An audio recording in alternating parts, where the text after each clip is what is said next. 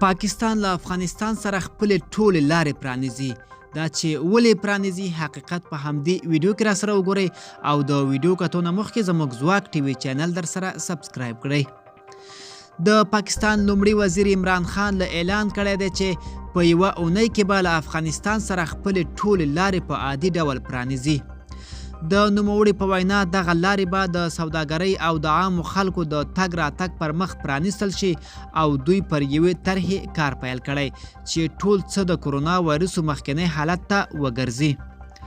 تر دې وړاندې د افغانستان لپاره د پاکستان ځانګړی استازی صادق خان هم د یوې طرحې د جوړېدو اعلان کړی و چې پر اساس به یې له افغانستان سره د پاکستاني ټولې لارې په عادي ډول پرانیستل شي.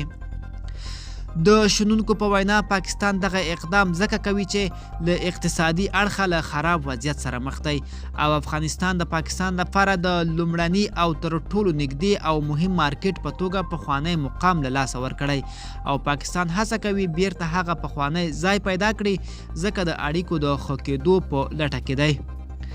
د تورخم دروازې د بندېدو په غبرګون کې ولسمشر غني هم ویلي و چې اوس افغانستان په پاکستان خپله تکیه کمه کړې او د دوی له لورې د لارو خلاصېدو او بندېدو زموږ په اقتصاد هیڅ کومه منفي اغیزه نه کوي.